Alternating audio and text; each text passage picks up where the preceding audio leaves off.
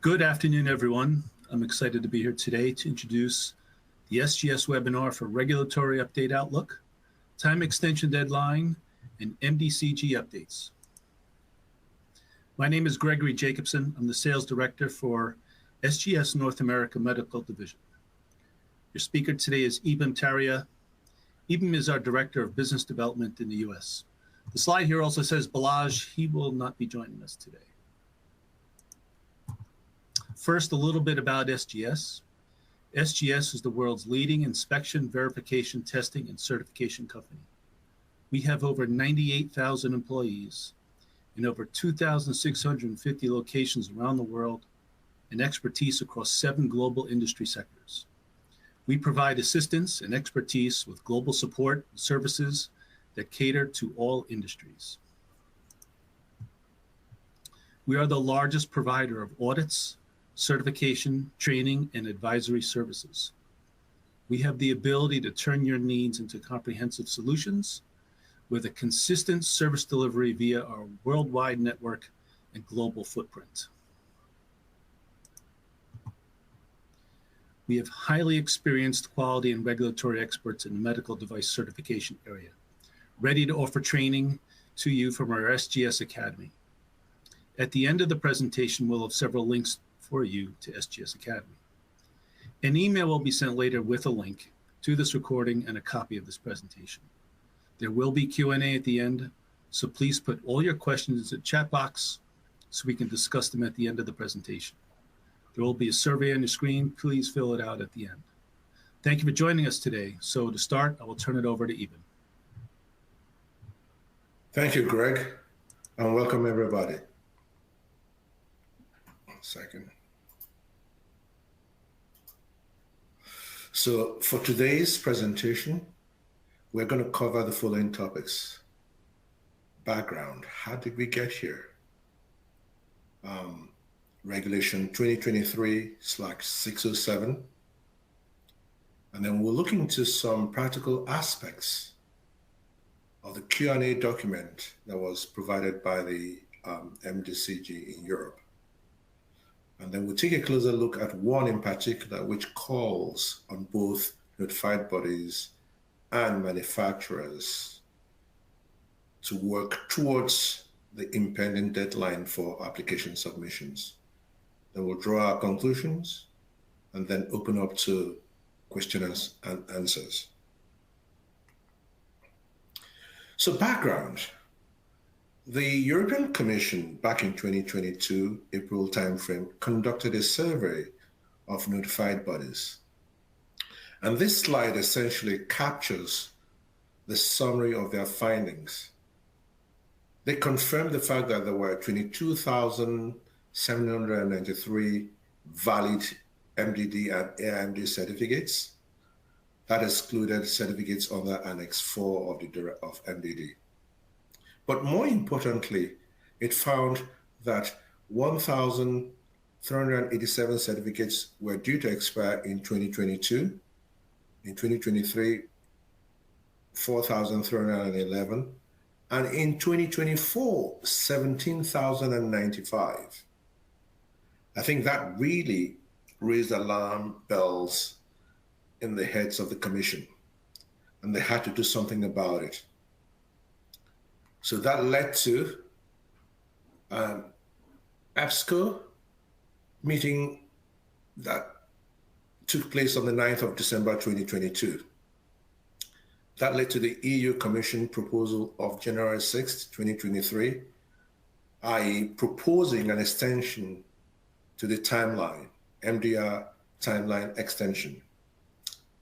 That led to the European Parliament accepting the proposal coming from the Commission on February 14th, 2023, and of course, the publication of the regulation in the official European Journal on March 20th, 2023, essentially entering into force. Keep in mind, the EU Commission is almost equivalent to the US Federal Civil Service. They don't make the laws. It's EU Parliament that makes the law, similar to our Congress here in the United States. So Legally, we now have an extension to the MDR timeline transition. Here's the front page of the regulation, and as you can see in the top right-hand corner, is dated 20th March 2023. Okay, that is entry into force. So in summary, this regulation confirms the extension of the transitional period as laid out in MDR Article 120, Paragraph 3, extension of the validity of certificates issued under both directives, i.e. AIMD and MDD, and if needed for legal or practical reasons, third, country market access, and thirdly, removal of the sell-off provisions in the two regulations, MDR and IVDR. So to be able to take advantage of this timeline extension, there are some conditions that have to be met. The first one is that certificates from both directives, AIMD and MDD, issued from May 25th, 2017, had to be valid on May 26, 2021. You'll remember this day is the date of application, the amended date of application of the MDR, and that those certificates would not have been withdrawn and shall remain valid after the end of the period indicated on the certificate until the new date set out in Regulation 2023/607. Next point, certificates of the same directives from the same date, i.e. May 25th, 2017, will still remain valid on May 26, 2021, and may have expired before 20th of March 2023, shall be considered valid until the date set out. However, there are some conditions which we shall touch on in the Q&A sessions. Third point was that devices that are in Class 1 under MDD, but that require the involvement of a notified body, will have a declaration of conformity that was drawn up prior to May 26, 2021. And then the fourth one is that the competent authority would have granted a derogation from the applicable conformity assessment procedure in accordance with Articles 9, Paragraph 1 or Article 97, Paragraph 1 of the regulation. These are the four conditions that will enable any device to be eligible to take advantage of this timeline extension. And the key requirements are as follows. A, they apply only to devices that do not present any unacceptable risk to health and safety. That there are no significant changes in the design and intended purpose. Because if you were to make any significant changes in design or intended purpose, then automatically you'd have to switch onto the MDR compliance track. The manufacturer or the authorized representative would have submitted a formal application with a notified body no later than May 26, 2024. The QMS has to be in place in accordance with the MDR per Article 10, no later than May 26, 2024. The manufacturer and notified body would have a written and signed agreement in place by September 26, 2024. Other key requirements are written agreement between the parties would cover a device intended to substitute a device which has a certificate that was issued in accordance with the two directives, MDD and AIMD.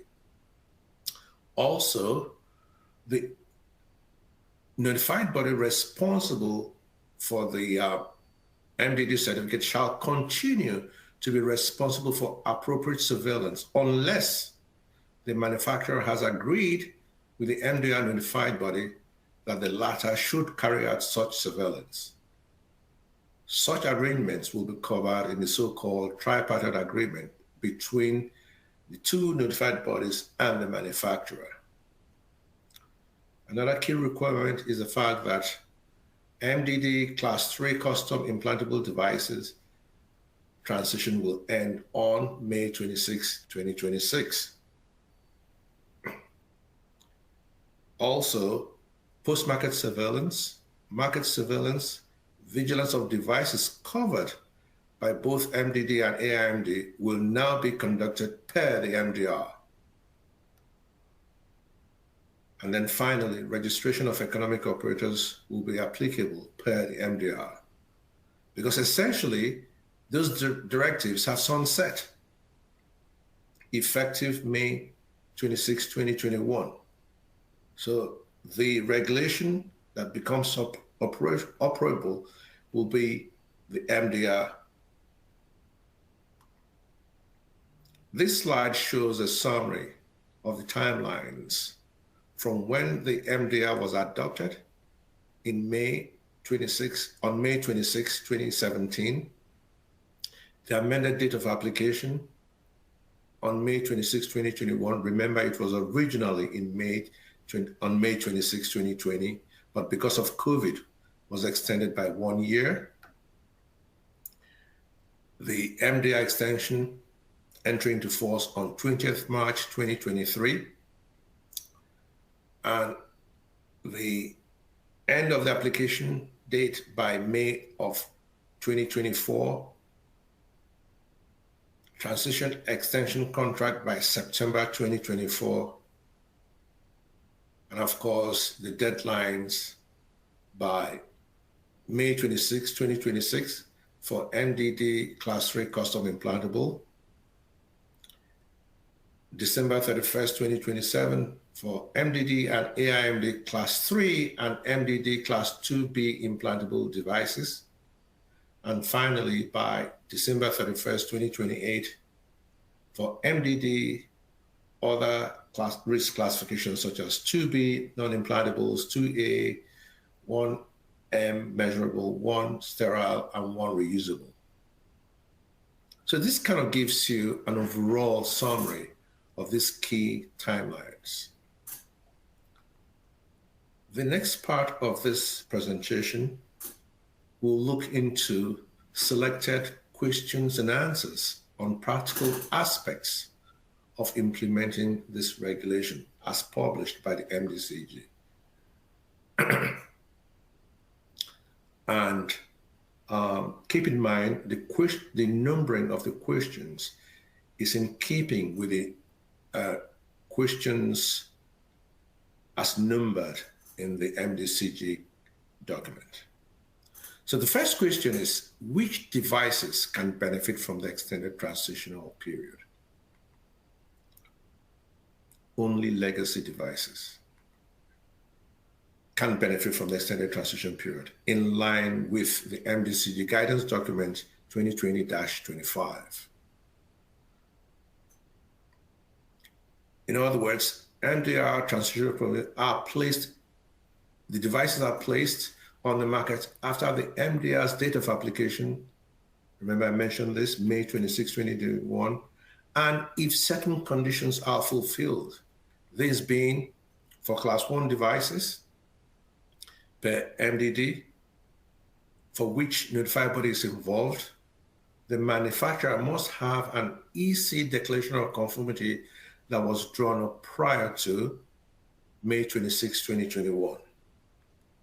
And for devices covered by both MDD and AIMD, valid EC certificate issued in accordance with those directives prior to May 26, 2021.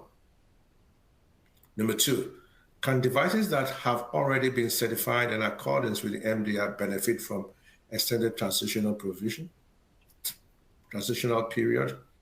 The answer is yes, provided the MDD and AIMD certificates have not been withdrawn by the notified body.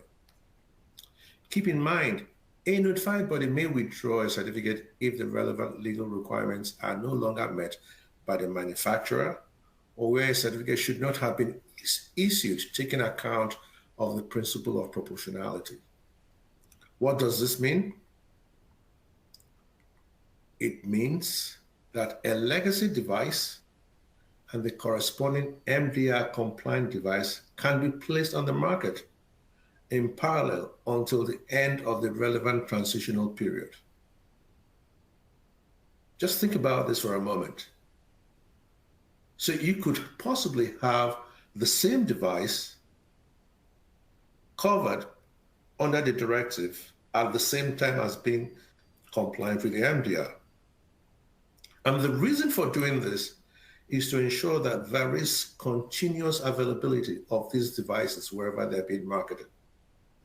Keep in mind, upon being certified, some of these devices may need to be registered in other jurisdictions. And the authorities in Europe realize that those registrations may take a lot of time, which is why this provision allows for directive certified devices that meet the criteria, and MDR compliant devices can be placed on the market in parallel. Third question, what about legacy devices for which the manufacturer does not wish to apply under the MDR? Good point. Manufacturers are not obligated to apply for their legacy devices under the MDR. However, if their device is covered by a certificate that expires after 20th of March 2023, but before the deadline for application of May 26, 2024, such devices will benefit from the extension of the transitional period until May 26, 2024, provided the conditions set out in Article 120, paragraph 3C, points A, B, A to C are fulfilled. I think this is important. In other words, a manufacturer who meets the criteria previously discussed could continue to sell their devices on the market today, right up to May 26, 2024. A manufacturer does not lodge an application for conformity assessment, essentially, by May 26, 2024. The transition period will end on 26 May 2024 for such devices. This is important. Next question, which classification rules apply to determine whether the extended transitional period ends on 31st December 2027 or 31st December 2028? I think this is interesting because of all the changes around the classification rules. Quite simply, for MDR, the classification rules are laid out in Annex 8 of the MDR. However, in certain cases, the MDR classification rules may result in a different risk class for the device risk class indicated in the certificate, and that may differ from the risk class that determines the end date of the transitional period. I'll give you an example. Under the directives, under the MDD, a Class 2B implantable device was a medium risk device. But applying the classification rules in the MDR, a Class 2B implantable device is now being treated as a high-risk device. And that leads to the end of the transition for the Class 2B implantable device being 31st of December 2027, as opposed to a Class 2B non-implantable device, the deadline is 31st of December 2028. So where during the transitional period, the risk class of a device is needed to determine applicable MDR requirements, for instance, PSUR, the class of the device is the one established in accordance with the Medical Device Directive classification rules. I think this is important because at the end of the day, we are talking about devices certified under the Medical Device Directives and extending, if you may, the certification of such devices to the ones provided for in this new regulation. Number 6, if a certificate has expired before March 20th, 2023, and a competent authority has granted a derogation in accordance with Article 59 or has applied Article 97 of the MDR, how long is the transitional period? It says, certificates that have expired before entry into force shall only be considered valid if they meet certain conditions. Either before the date of expiration, the manufacturer has signed a written agreement with the notified body,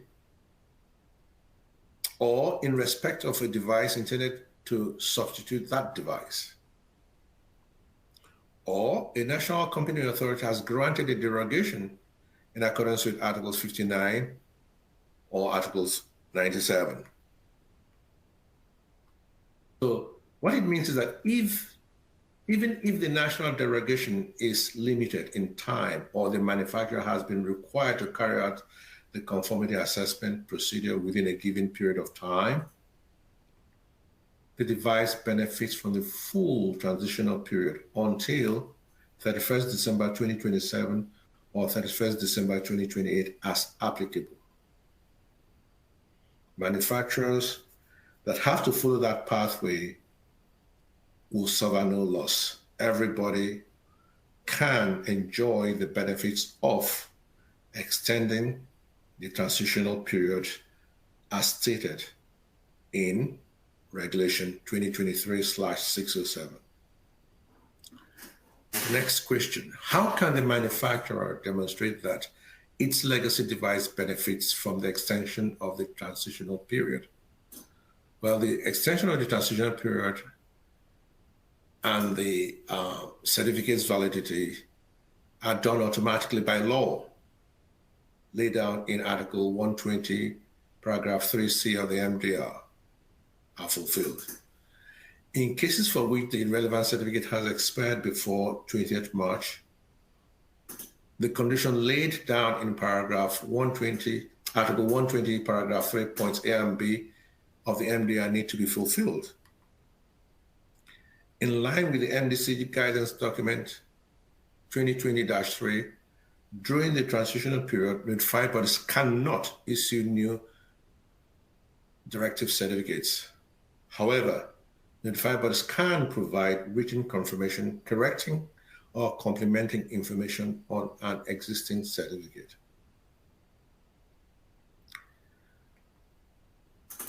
Next one, number 9. What are the necessary elements of a written agreement between the manufacturer and the notified body? Well, the formal application lodged by the manufacturer or the authorized rep shall be the basis of signing the written agreement. And the written agreement should include indication about the possible schedule for submission of relevant documentation, such as full technical documentation for all devices covered by the formal application, not provided at the time the application is lodged. I think this point is very important. At the time of lodging application, which has to be done by May 26, 2024, all your technical documentations may not be ready to be submitted to a notified body. That's okay. But then the expectation is for you to share your list of technical documentations and probably your cadence of submitting those technical documentations to a notified body, so that your notified body will be aware of what's coming down the pike. We should then allow them to make sure they have adequate resources at the time you make those submissions to review your technical documentations. I think this is so important for manufacturers to work closely with their notified body to make sure that both parties can deliver as promised. Number 10, what is the meaning of device intended to substitute that device? I think this is interesting because a device intended to substitute the legacy device will usually differ from the legacy device because the manufacturer would have made significant changes with regard to its design or intended purpose. And as I mentioned before, once you make those changes to design, significant changes to design or intended purpose, then automatically you have to switch over to the MDR track. But in this case, it is the responsibility of the manufacturer to determine the device that is intended to substitute a legacy device and to explain the link to the substituted legacy device, because the substitute device will need to undergo full MDR conformity assessment before it can be placed on the market. I think this is important as well, because when the previous version of this guidance was published, this raised, some eyebrow, and people were thinking, could there be a short-circuiting of MDR compliance? Well, this guidance document clearly states the substitute device will need to undergo full MDR conformity assessment before it can be placed on the market.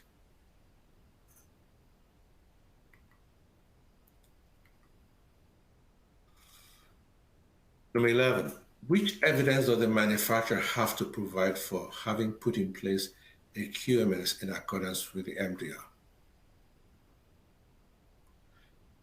Basically, this is based on honor. It's an honor system. The notified body is not going to ask, neither will the competent authority. But it's one of these requirements that every manufacturer must fulfill. In other words, manufacturer must put in place a QMS in accordance with Article 10, Paragraph 9 of the MDR, no later than 26 May 2024. Manufacturers must draw up the documentation on its QMS to be part of the application for conformity assessment.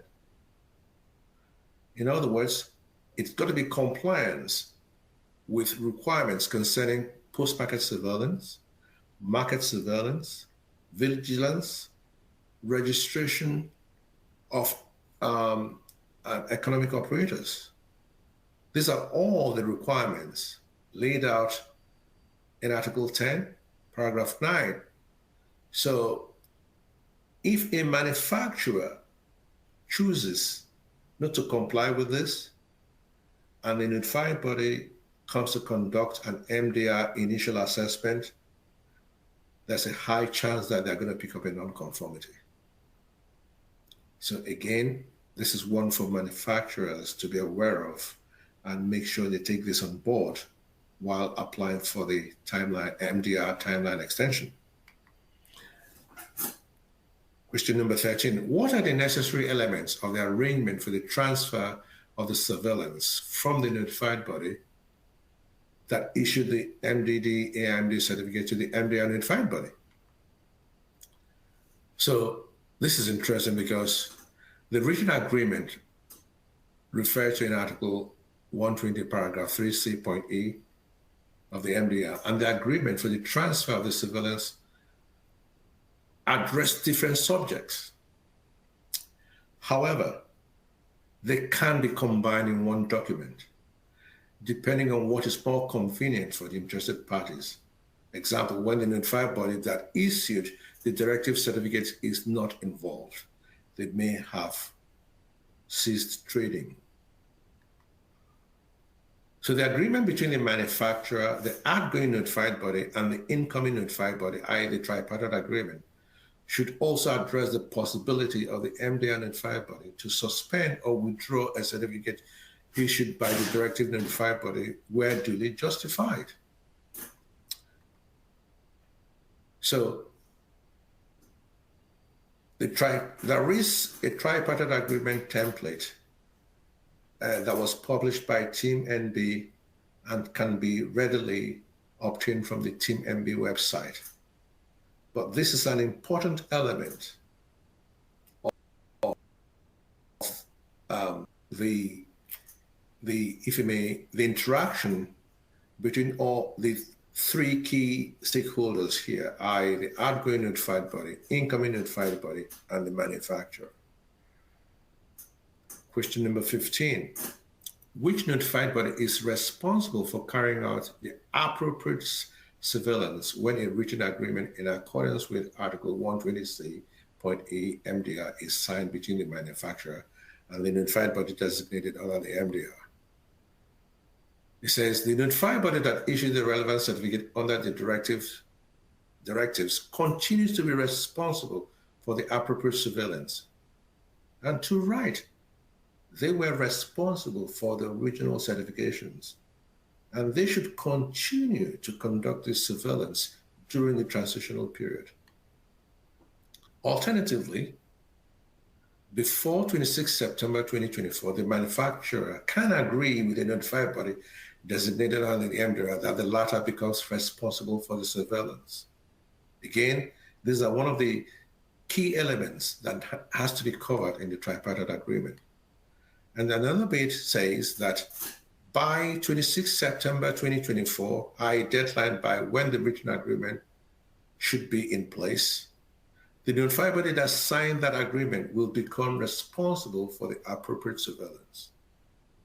So there you have it.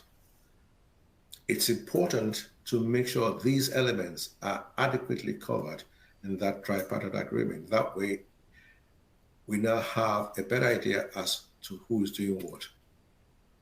And at this point, it's also important for the manufacturer to provide key information to the incoming notified body.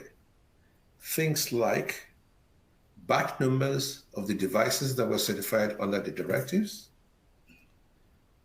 assessment reports that were conducted under the directives. That way, the MDR notified body can delineate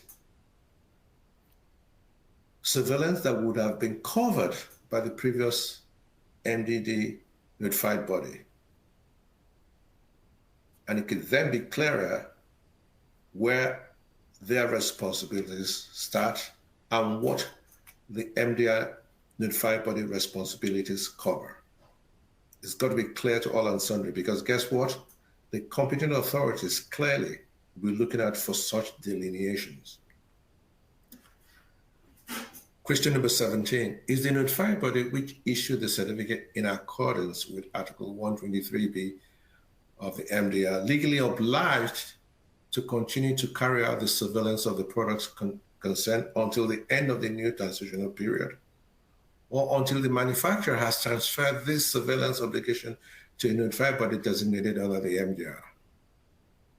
The second part of this question says, may this notified body deny the manufacturer the use of its notified body number? I think unless otherwise specified in the tripartite agreement, the use of the notified body that notified body number of the notified body that issued the certificate must not be denied until the end of the transition period.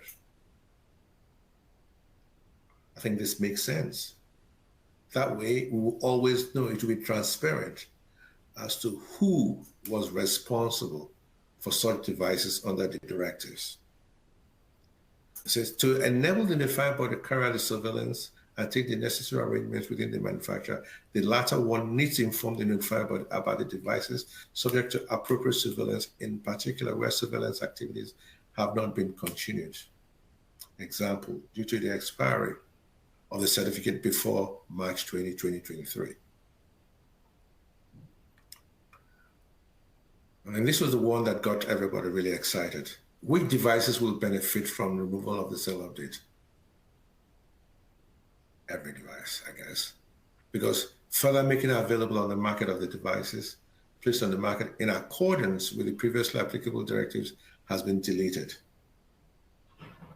So long as your device is on the market, you can continue to sell.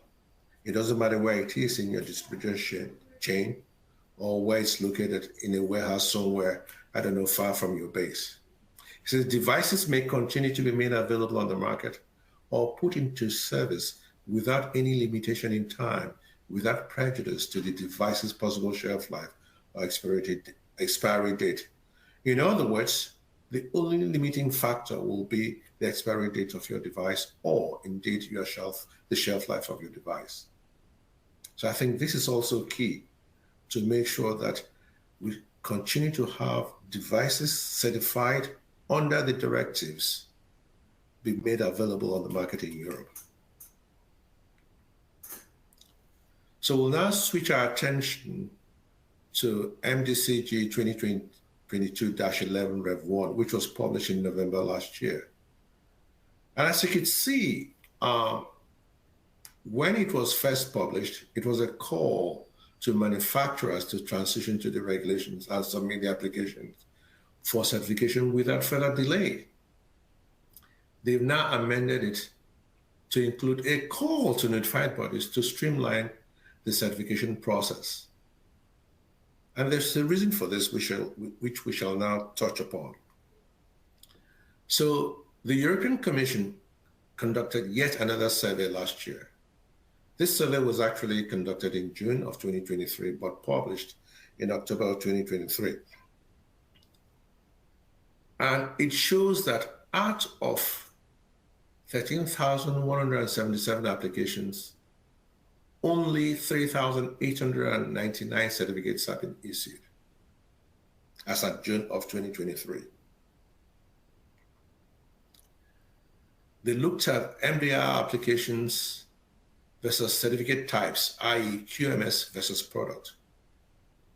And it was interesting that out of 9,071 QMS applications, only 2,682 certificates had been issued. And on the product side, out of 4,106 applications, only 1,217 certificates had been issued. Clearly, these numbers are low. And this is the summary of the survey conducted in June. Those numbers I just read to you translates to a total percentage of 29.59 certificates being issued as at June. Now, if you take that first line of total certificates versus total applications, you see some improvement from April 2022, when there was only 17.27, in March of 2023, 25.84, and then in June of 2023, 29.59. You can repeat that for the QMS certificates versus applications, which as at June stood at 29.57.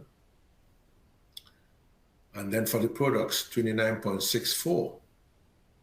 Then applications refusal rate had been going up from 2.86 in April 2022 to 4.86 in June of 2023. And then percentage of submissions with completeness rate greater than 50% had been going down. So you could see that it's a mixed bag. In certain areas, you could see clear improvement, but in other areas, things seem to be not improving as one would expect. So they've now made a call to notified bodies to streamline the certification process by making it more efficient, transparent, and predictable, streamlining procedures, making all needed efforts to improve conformity assessment activities in terms of timelines and consistency, operating in a fair and reasonable terms and conditions, taking into account, in particular, the interests of small to medium-sized enterprises in relation to fees. I'll stop here for a moment.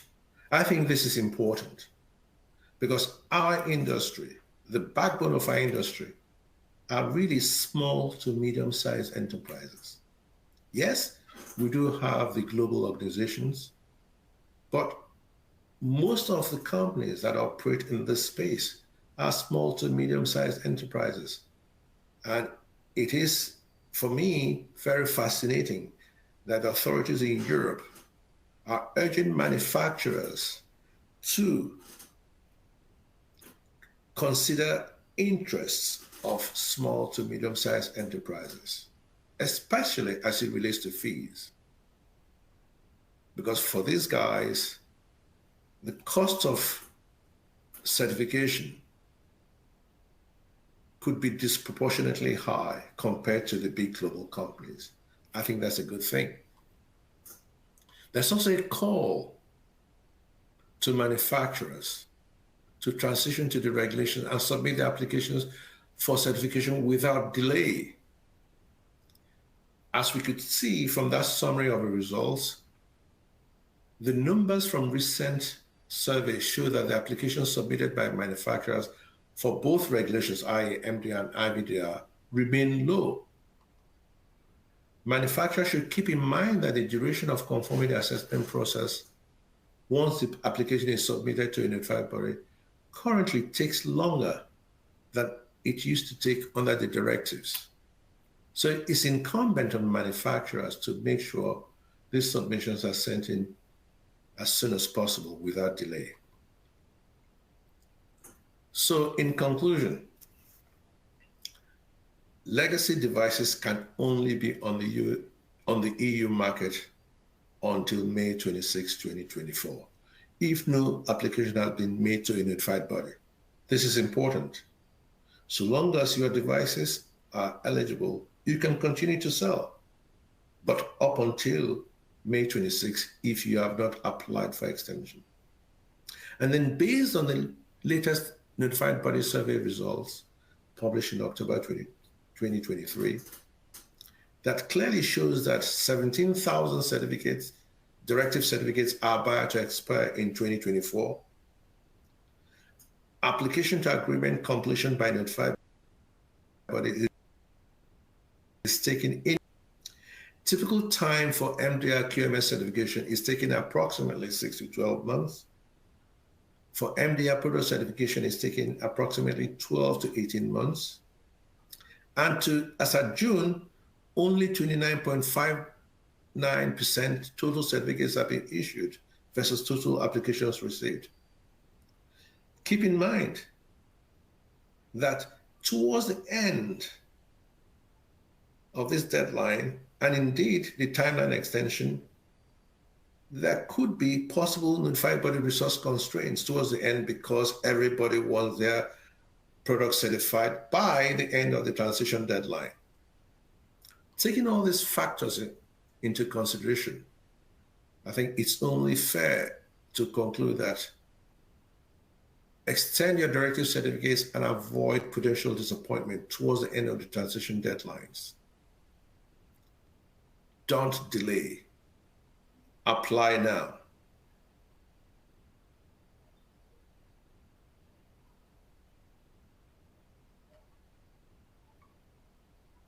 That's it for me. Edmund, thank you very much. And thank you everyone for joining today. We have lots of training to offer from SGS. When you get emailed the presentation, there are live links in here that will take you directly to the website for any of these trainings that you want. You can see the dates on here: MDR implementation, ISO 1345, MDSAP. If you want to have a private conversation about any of these or any certification question, happy to set up anything with anyone anytime. As well, we're now on YouTube. Wanted to mention SGS North America is now on YouTube. We're uploading lots of great content on a weekly basis, including past webinars, SGS live events, virtual facility tours, and more. If you scan the QR code, the link will take you to the resources section to subscribe for more free content.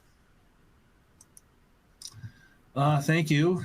We're going to go to some Q&A now. Even I'll read it out, I suppose. Okay. You answer it. I'll try. I'm not going to read the name of the person. There's only a couple here. But if anyone wants to add some questions, please go right ahead. We'll stick around for a few minutes. Should manufacturers update their declaration of conformity to MDD or to MDR as supplemented by 2023/607? I don't believe so. Your declaration of conformity was to show that you were conforming to the requirements of the directives. And as we know now, that is cast in stone. Effective 26 May 2021, the directive is over. There's a new sheriff in town, and it's called MDR or IVDR.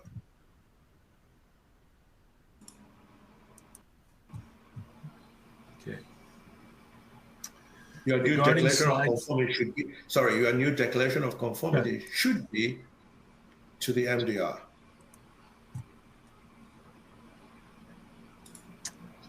regarding slide 14, a written agreement covers a device intended to substitute a device which has a certificate issued.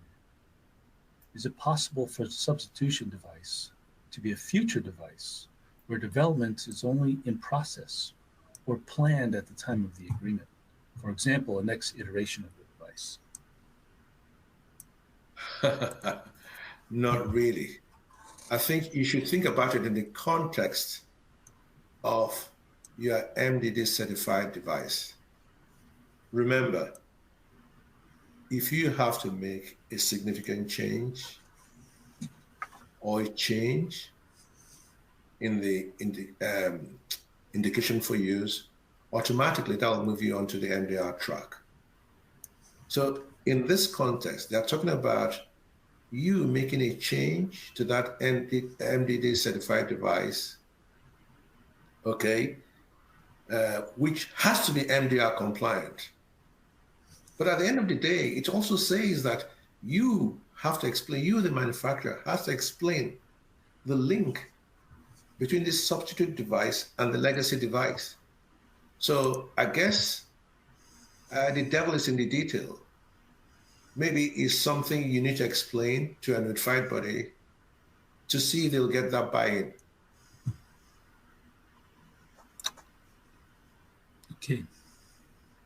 Thank you. Next question. For the moment, there's two more. For MDD Class 1 upclassed devices to Class 2A under MDR, to sell through 2028, what kind of document can prove the extension? A confirmation letter from notified body and or a quote-unquote manufacturer declaration? Well, I think it does say that the extension to the timeline and the validities are automatically done by that regulation. And hopefully, in various jurisdictions around the world, the regulatory authorities are aware of these changes.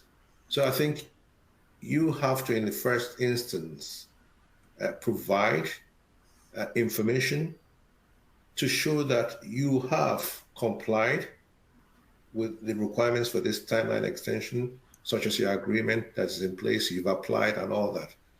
I think you need to do that first.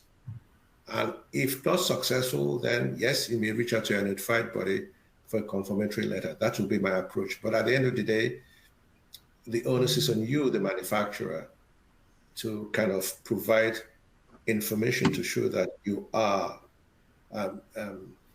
you've complied with the requirements that will enable you continue to place those MDD certified or MDD or AMD certified devices on the market. Okay. Next question. For the moment, this is the last one. Should the manufacturer issue any sort of documentation that their QMS conforms to MDR if they have not undergone their assessment? Not really. I said this before. It's based on an honor system. I must tell you this. I was baffled when I first saw this in the extension regulation, 2023/607. But I think the way the authorities are living this is, or they want to deal with this, is that it's an honor system. It's your QMS system. You are the one wanting to transition to MDR. So they expect you to demonstrate compliance with MDR. So the way they've left it is that when the notified body conducts that initial MDR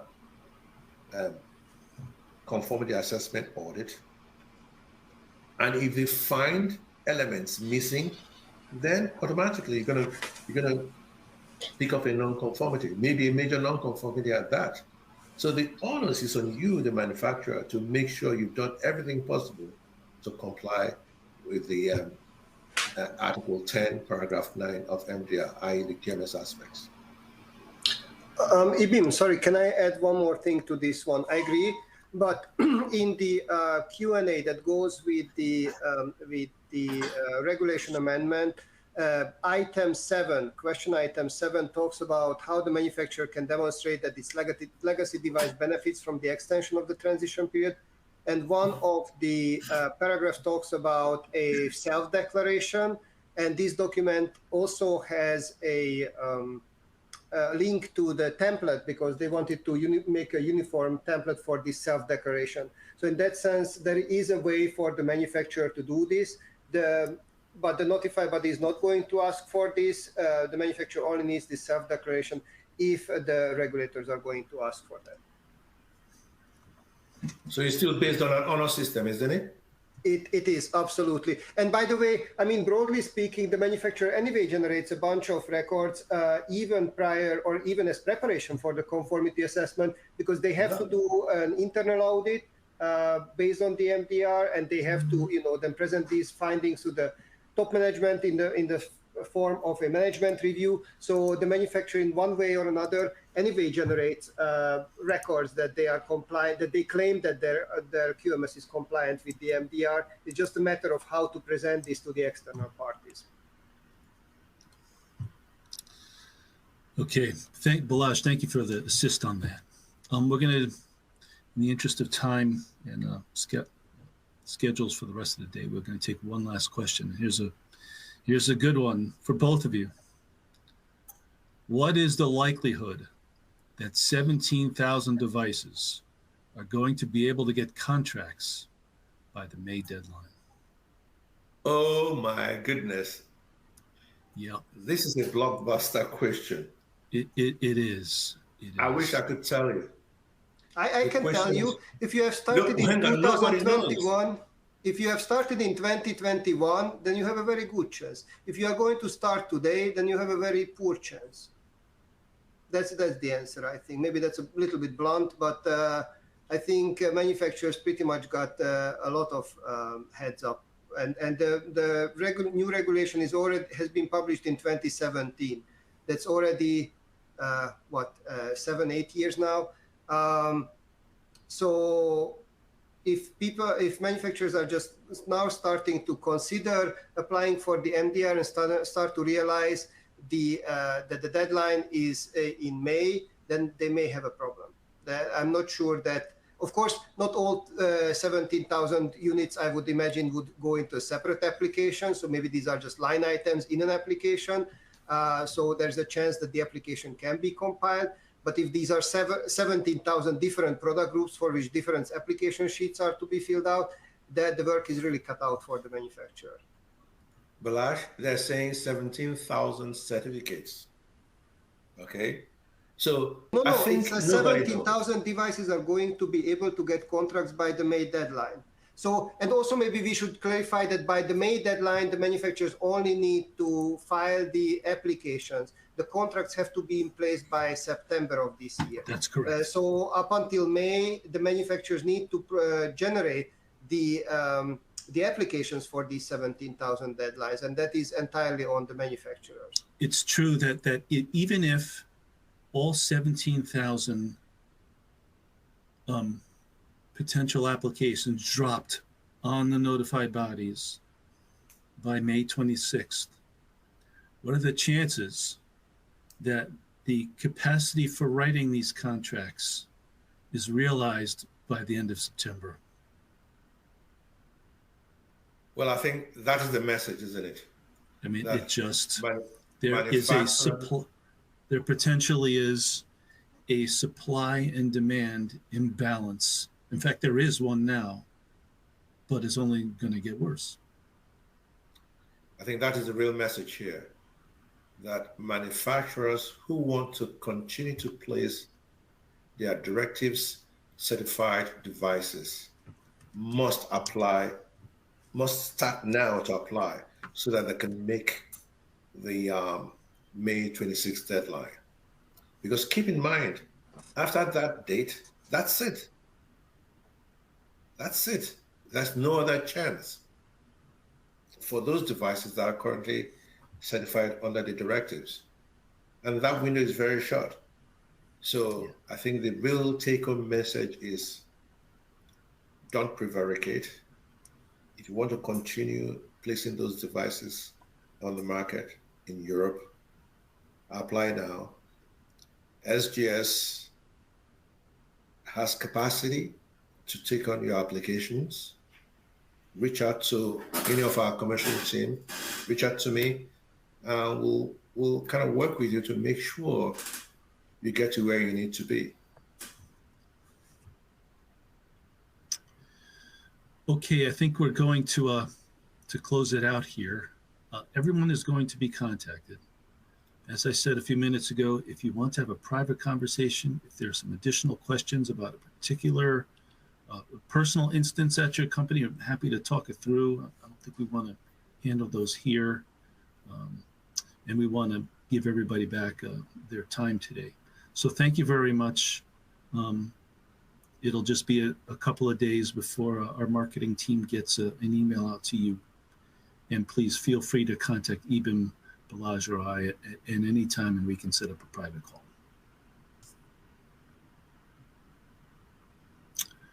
So with that, we're going to close it down. Thank you very much for coming today. We will keep putting on these presentations from time to time, and want to thank you all for coming. Thank you very much. Thank you.